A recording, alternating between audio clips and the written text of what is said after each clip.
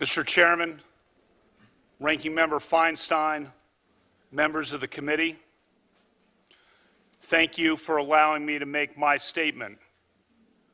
I wrote it myself yesterday afternoon and evening. No one has seen a draft or it except for one of my former law clerks. This is my statement. Less than 2 weeks ago, Dr. Ford publicly accused me of committing wrongdoing at an event more than 36 years ago when we were both in high school. I denied the allegation immediately, categorically, and unequivocally. All 4 people allegedly at the event, including Dr. Ford's longtime friend, Ms. Kaiser, have said they recall no such event. Her longtime friend, Ms. Kaiser, said under penalty of felony that she does not know me and does not believe she ever saw me at a party ever. Here is the quote from Ms. Kaiser's attorney's letter. Quote, simply put, Ms. Kaiser does not know Mr. Kavanaugh, and she has no recollection of ever being at a party or gathering where he was present, with or without Dr. Ford. End quote. Think about that fact. The day after the allegation appeared, I told this committee that I wanted a hearing as soon as possible to clear my name. I demanded a hearing for the very next day. Unfortunately, it took the committee 10 days to get to this hearing. In those 10 long days, as was predictable, and as I predicted, my family and my name have been totally and permanently destroyed by vicious and false additional accusations. The 10-day delay has been harmful to me and my family, to the Supreme Court, and to the country.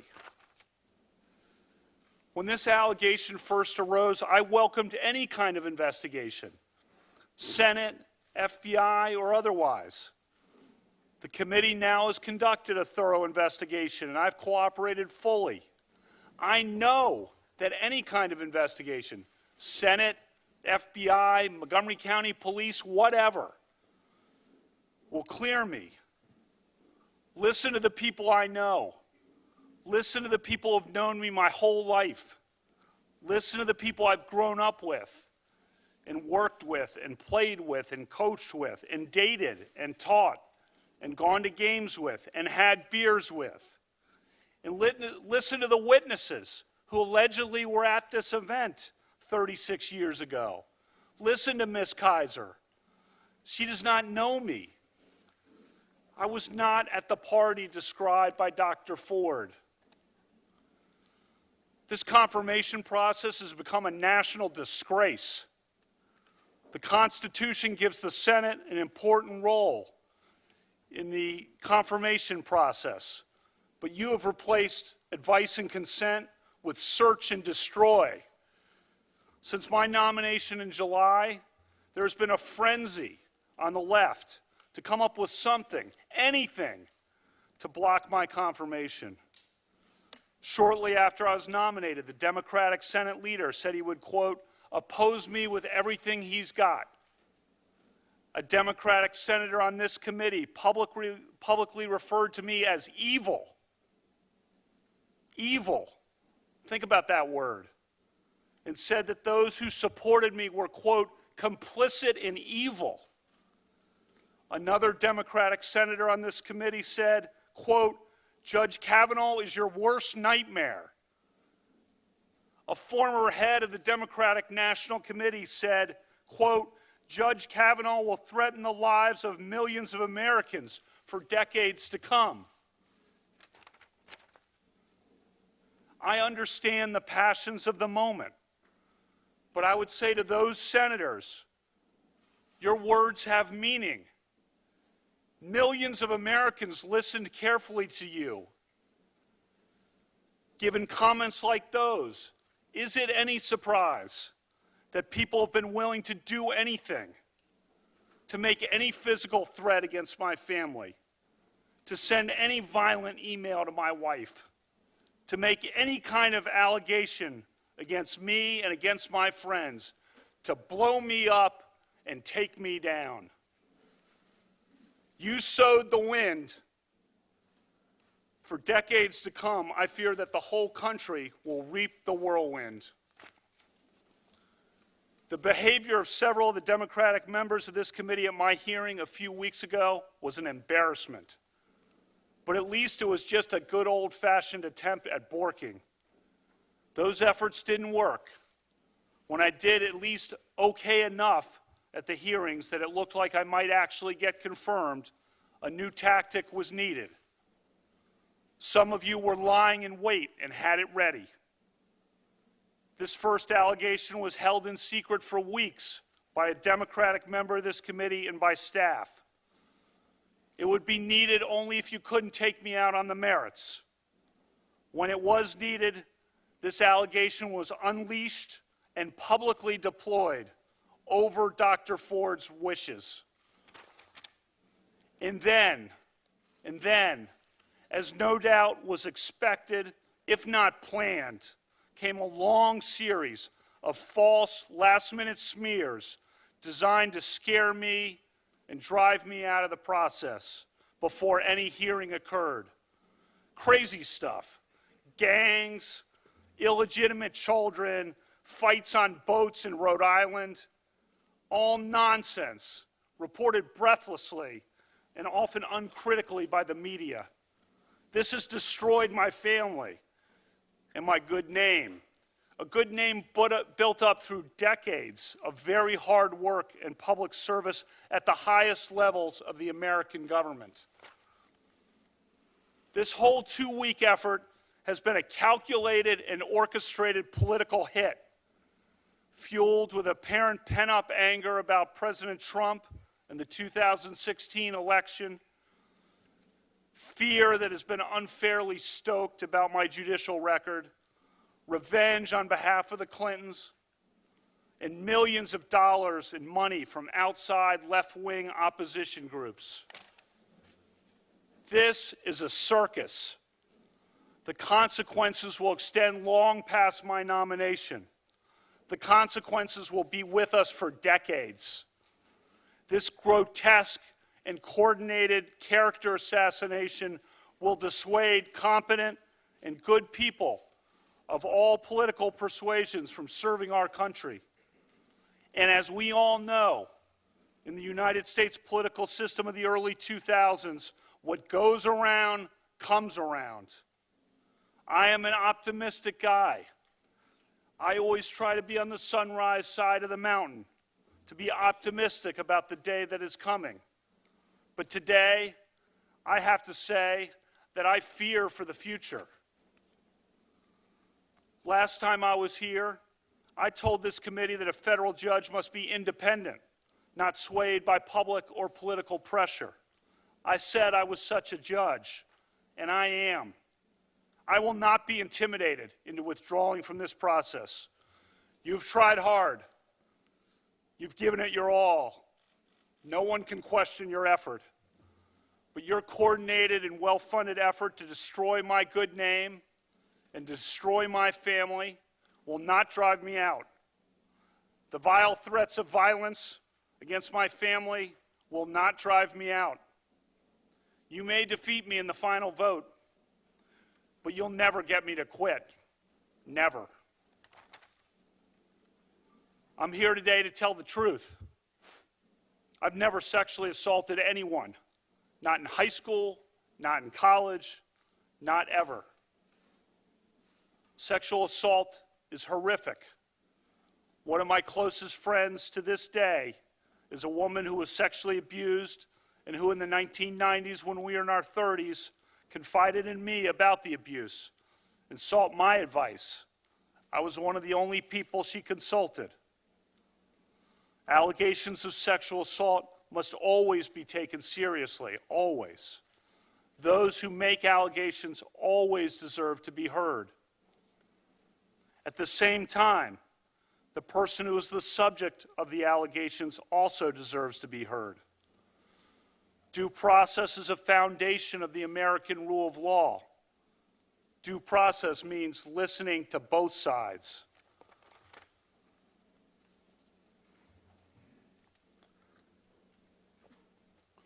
As I told you at my hearing 3 weeks ago, I'm the only child of Martha and Ed Kavanaugh.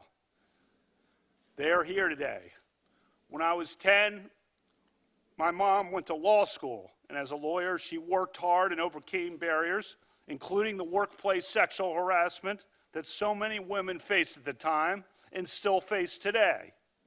She became a trailblazer, one of Maryland's earliest women prosecutors and trial judges. She and my dad taught me the importance of equality and respect for all people, and she inspired me to be a lawyer and a judge.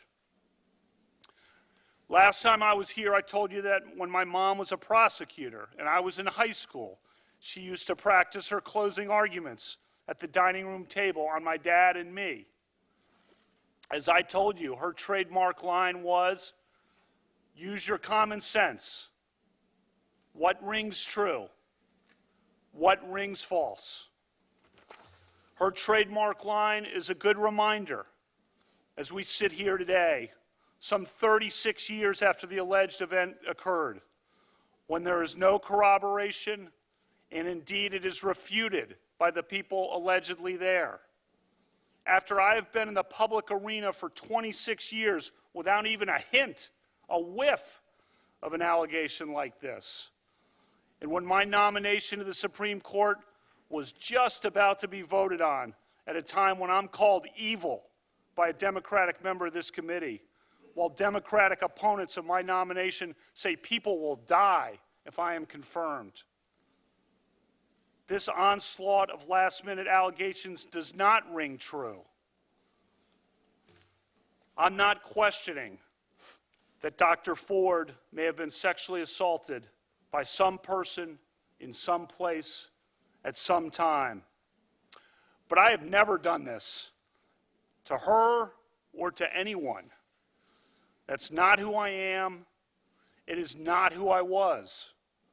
I am innocent of this charge. I intend no ill will to Dr. Ford and her family. The other night, Ashley and my daughter Liza said their prayers, and little Liza, all of 10 years old,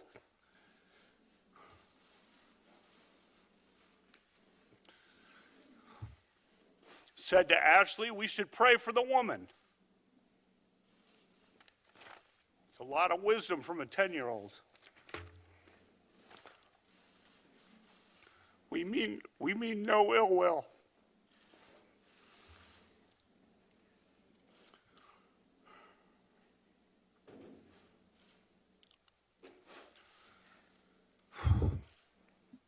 First, let's start with my career. For the last 26 years, since 1992, I've served in many high-profile and sensitive government positions for which the FBI has investigated my background 6 separate times.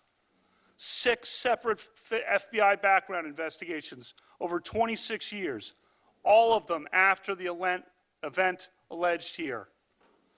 I have been in the public arena and under extreme public scrutiny for decades. In 1992, I worked for the Office of Solicitor General in the Department of Justice. In 1993, I clerked on the Supreme Court for Justice Anthony Kennedy. I spent 4 years in the Independent Counsel's Office during the 1990s. That office was the subject of enormous scrutiny from the media and the public. During 1998, the year of the impeachment of President Clinton, our office generally, and I personally, were in the middle of an intense national media and political spotlight. I and other leading members of Ken Starr's office were opposition researched from head to toe, from birth through the present day.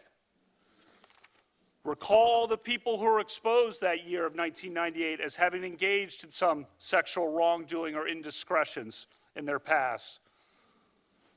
One person on the left even paid $1 million for people to report evidence of sexual wrongdoing, and it worked. He exposed some prominent people. Nothing about me. From 2001 to 2006, I worked for President George W. Bush in the White House. As staff secretary, I was by President Bush's side for 3 years and was entrusted with the nation's most sensitive secrets. I traveled on Air Force One all over the country and the world with President Bush. I went everywhere with him, from Texas to Pakistan, from Alaska to Australia, from Buckingham Palace to the Vatican. 3 years in the West Wing, 5.5 years in the White House. I was then nominated to be a judge on the D.C. Circuit. I was thoroughly vetted by the White House, the FBI, the American Bar Association, and this committee. I sat before this committee for 2 thorough confirmation hearings in 2004 and 2006. For the past 12 years leading up to my nomination for this job, I've served in a very public arena as a federal judge on what is often referred to as the second most important court in the country. I've handled some of the most significant and sensitive cases affecting the lives and liberties of the American people. I have been a good judge. And for this nomination, another FBI background investigation, another American Bar Association investigation, 31 hours of hearings, 65 senator meetings, 1,200 written questions, more than all previous Supreme Court nominees combined. Throughout that entire time, throughout my 53 years and 7 months on this earth until last week, no one ever accused me of any kind of sexual misconduct. No one, ever. A lifetime of public service and a lifetime of high-profile public service at the highest levels of American government, and never a hint of anything of this kind. And that's because nothing of this kind ever happened.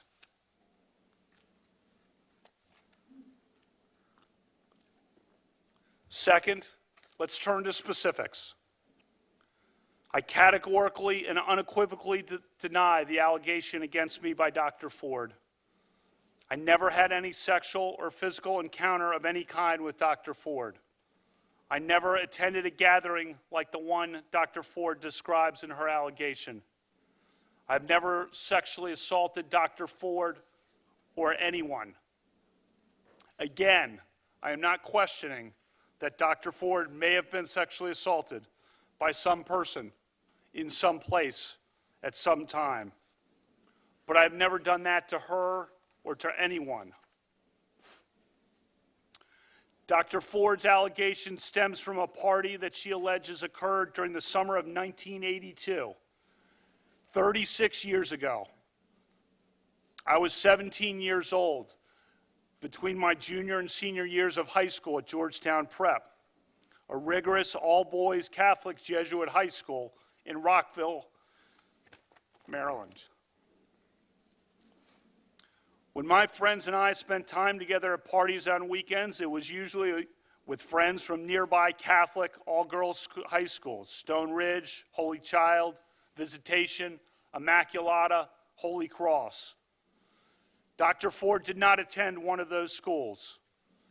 She attended an independent private school named Holton Arms, and she was a year behind me. She and I did not travel in the same social circles. It is possible that we met at some point, at some events, although I do not recall that.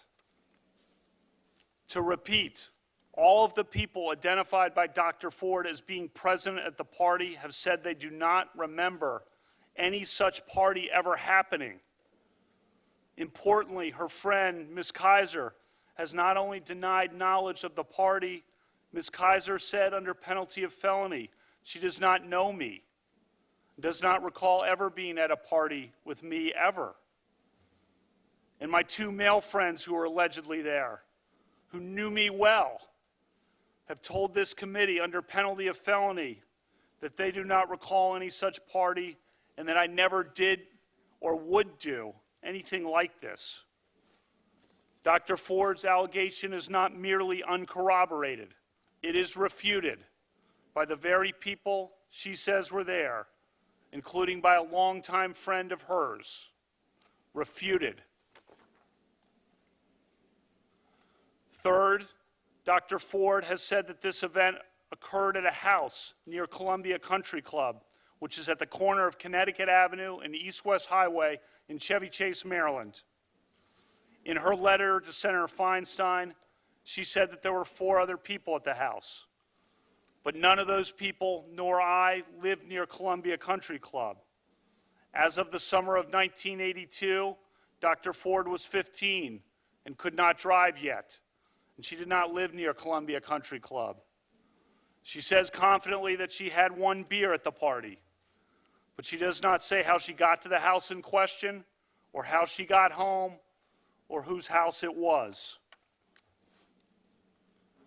Fourth, I've submitted to this committee detailed calendars recording my activities in the summer of 1982. Why did I keep calendars?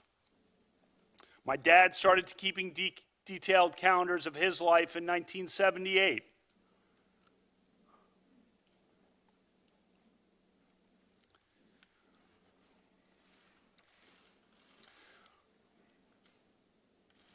He did so as both a calendar and a diary. He's a very organized guy, to put it mildly.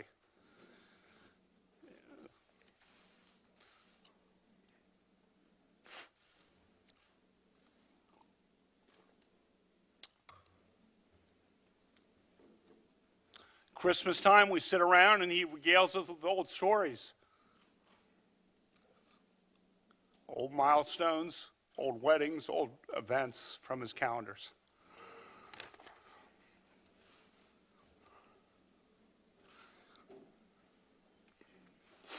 In ninth grade,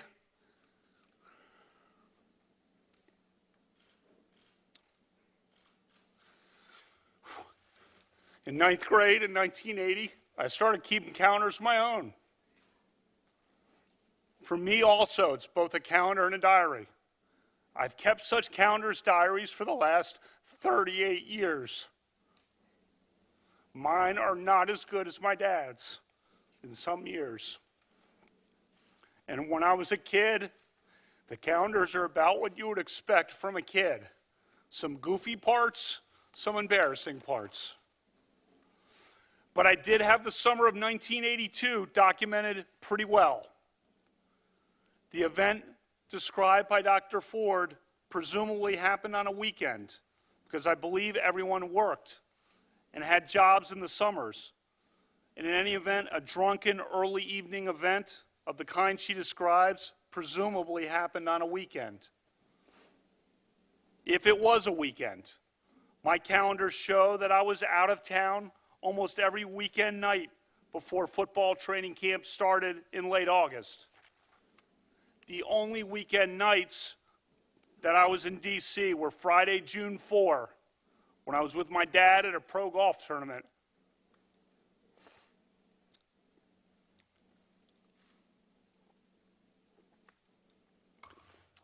And had my high school achievement test at 8:30 the next morning.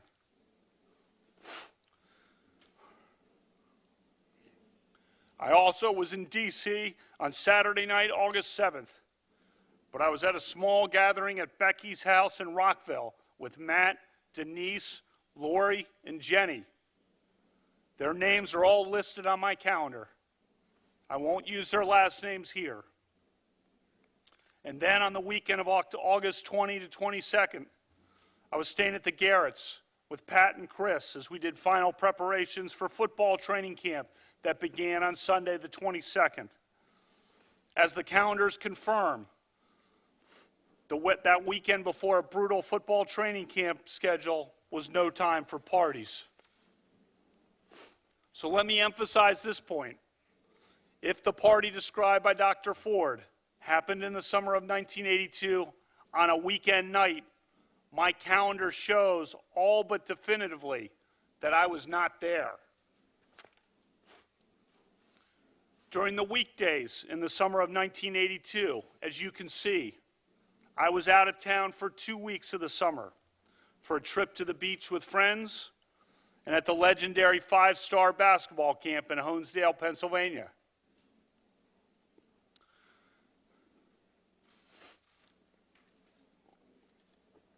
When I was in town, I spent much of my time working out, lifting weights, playing basketball, or hanging out and having some beers with friends as we talked about life and football and school and girls. Some have noticed that I didn't have church on Sundays on my calendars. I also didn't list brushing my teeth. And for me, going to church on Sundays was like brushing my teeth. Automatic. Still is. In the summer of 1981, I had worked construction. In the summer of 1982, my job was cutting lawns. I had my own business of sorts. You see some specifics about the lawn cutting listed on the August calendar page. When I had to time the last lawn cuttings of the summer of various lawns before football training camp. I played in a lot of summer league basketball games for the Georgetown prep team at night at Blair High School in Silver Spring. Many nights I worked out with other guys at Tobin's house.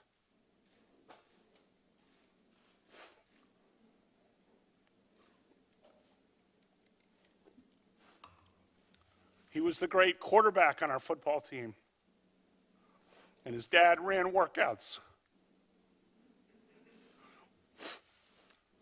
or lifted weights at Georgetown Prep in preparation for the football season.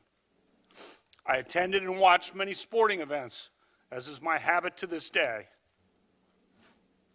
The calendars show a few weekday gatherings at friends' houses after a workout or just to meet up and have some beers.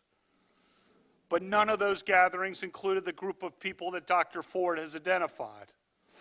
And as my calendars show, I was very precise about listing who was there. Very precise. And keep in mind, my calendars also were diaries of sorts, forward-looking and backward-looking, just like my dad's. You can see, for example, that I crossed out missed workouts and the canceled doctor's appointments, and that I listed the precise people who had shown up for certain events. The calendars are obviously not dispositive on their own, but they are another piece of evidence in the mix for you to consider.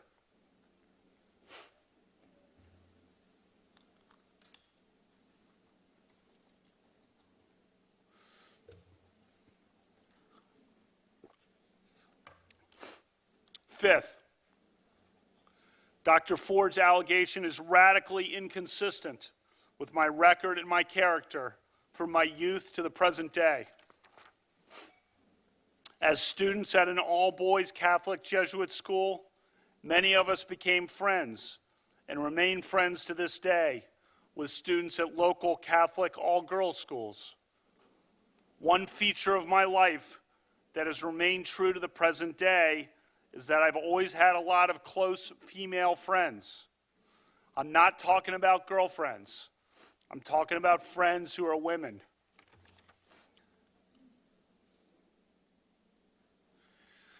That started in high school. Maybe it was because I'm an only child and had no sisters. But anyway, we had no social media or text or email, and we talked on the phone. I remember talking almost every night, it seemed, to my friends Amy or Julie,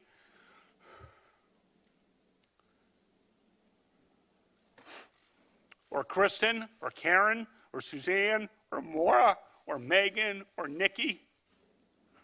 The list goes on. Friends for a lifetime, built on a foundation of talking through school and life starting at age 14.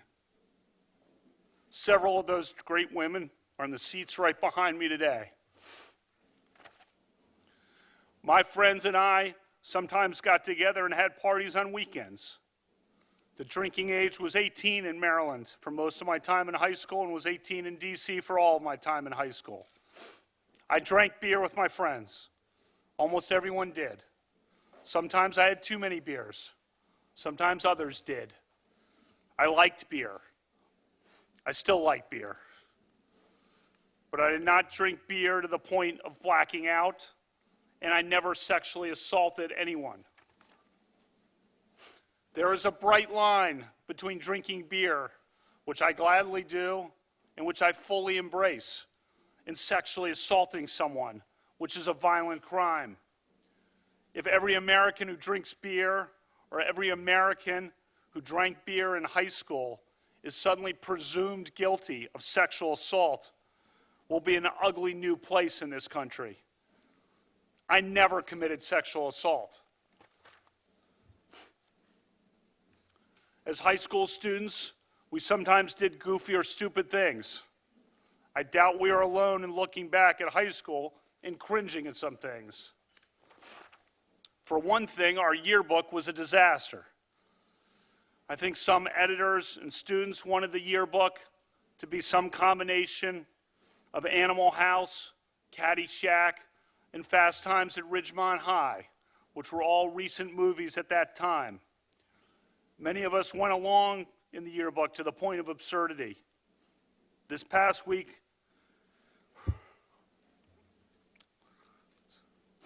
my friends and I have cringed.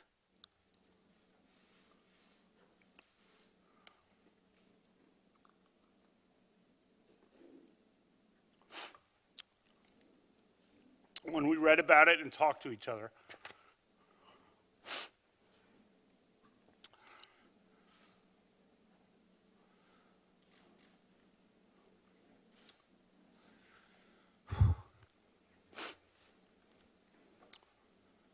One thing in particular we're sad about.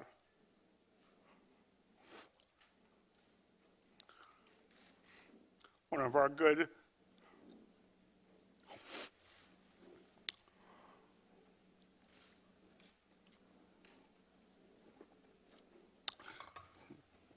good female friends who we would admire and went to dances with had her name used on the yearbook page with the term alumnus. That yearbook reference was clumsily intended to show affection and that she was one of us. But in this circus, the media has interpreted the term as related to sex. It was not related to sex. As the woman herself noted to the media on the record, she and I never had any sexual interaction at all. I'm so sorry to her for that yearbook reference.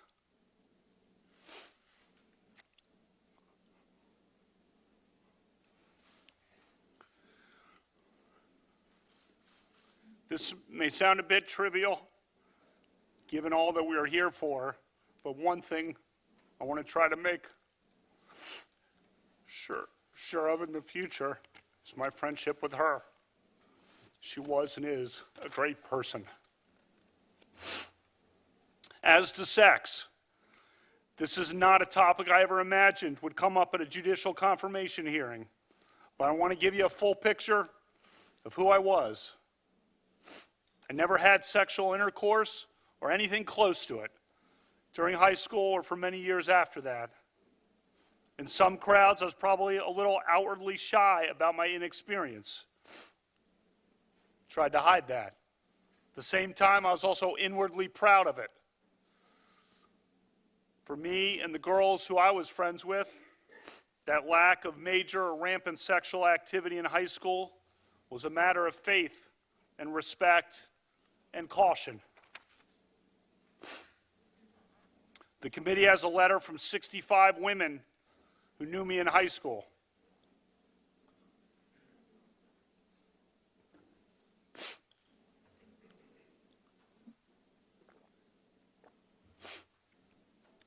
They said that I always treated them with dignity and respect. That letter came together in one night, 35 years after graduation, while a sexual assault allegation was pending against me in a very fraught and public situation where they knew they'd be vilified if they defended me. Think about that. They put themselves on the line for me. Those are some awesome women, and I love all of them. You also have a letter from women who knew me in college. Most were varsity athletes. And they described that I treated them as friends and equals and supported them in their sports at a time when women's sports was emerging in the wake of Title IX. I thank all of them for all of their texts and their emails and their support. One of those women friends from college, a self-described liberal and feminist, sent me a text last night that said, quote, "Deep breaths. You're a good man, a good man, a good man." A text yesterday from another of those women friends from college said, quote, "Brett, be strong, pulling for you to my core." A third text yesterday from yet another of those women I'm friends with from college said, "I'm holding you in the light of God."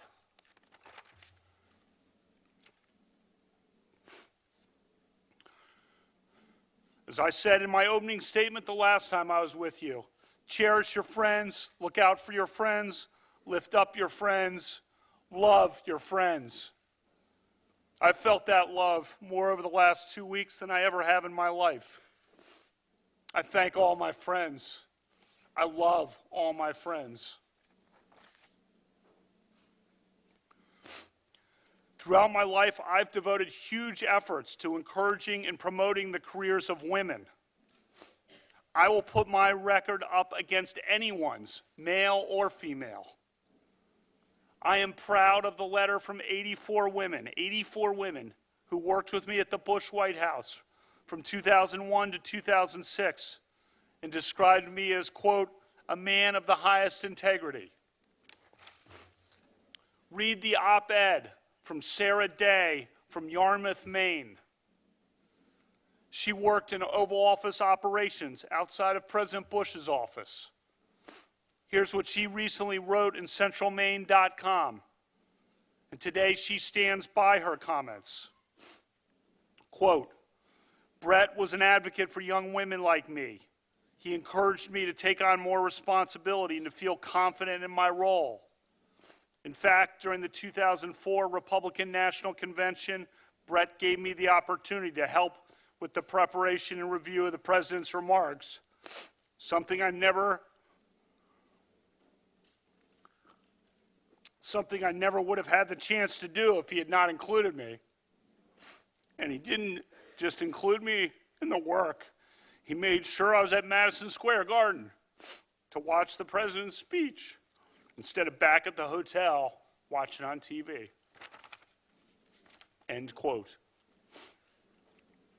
As a judge since 2006, I've had the privilege of hiring 4 recent law school graduates to serve as my law clerks each year. The law clerks for federal judges are the best and brightest graduates of American law schools. They work for 1-year terms for judges after law school, and then they move on in their careers. For judges, training these young lawyers is an important responsibility. The clerks will become the next generation of American lawyers and leaders, judges and senators. Just after I took the bench in 2006, there was a major New York Times story about the low numbers of women law clerks at the Supreme Court and federal appeals courts. I took notice and I took action. A majority of my 48 law clerks over the last 12 years have been women. In a letter to this committee, my women law clerks said I was one of the strongest advocates in the federal judiciary for women lawyers. And they wrote that the legal profession is fairer and more equal because of me. In my time on the bench, no federal judge, not a single one in the country, has sent more women law clerks to clerk on the Supreme Court than I have. Before this allegation arose 2 weeks ago, I was required to start making certain administrative preparations for my possible transfer to the Supreme Court, just in case I was confirmed. As part of that, I had to, in essence, contingently hire a first group of 4 law clerks who could be available to clerk at the Supreme Court for me on a moment's notice. I did so and contingently hired 4 law clerks. All 4 are women. If confirmed, I'll be the first justice in the history of the Supreme Court to have a group of all women law clerks. That is who I am. That is who I was. Over the past 12 years, I've taught constitutional law to hundreds of students, primarily at Harvard Law School, while I was hired by then Dean and now Justice Elena Kagan. One of my former women's students, a Democrat, testified to this committee that I was an even-handed professor who treats people fairly and with respect. In a letter to this committee, my former students, male and female alike, wrote that I displayed a character that impressed us all. I love teaching law, but thanks to what some of you on this side of the committee have unleashed, I may never be able to teach again. For the past 7 years, I've coached my 2 daughters' basketball teams. You saw many of those girls when they came to my hearing for a couple of hours. You have a letter from the parents of the girls I coached that described my dedication, commitment, and character. I coach because I know that a girl's confidence on the basketball court translates into confidence in other aspects of life.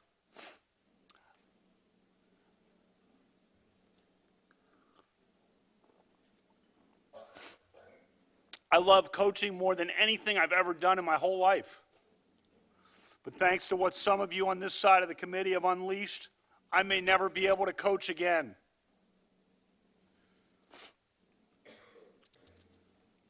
I've been a judge for 12 years. I have a long record of service to America and to the Constitution. I revere the Constitution. I am deeply grateful to President Trump for nominating me. He was so gracious to my family and me on the July night he announced my nomination at the White House. I thank him for his steadfast support. When I accepted the President's nomination, Ashley and I knew this process would be challenging. We never expected that it would devolve into this. Explaining this to our daughters has been about the worst experience of our lives. Ashley has been a rock. I thank God every day for Ashley and my family.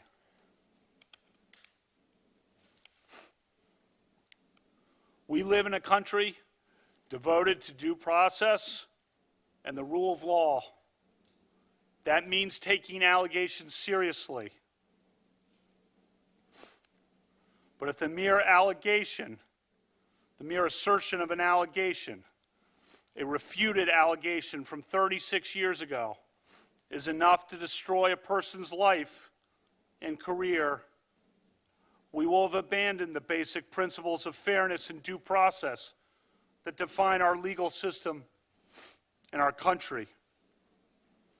I ask you to judge me by the standard that you would want applied to your father, your husband, your brother, or your son.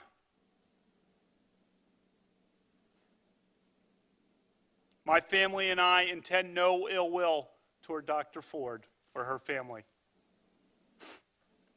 But I swear today, under oath, before the Senate and the nation, before my family and God, I am innocent of this charge.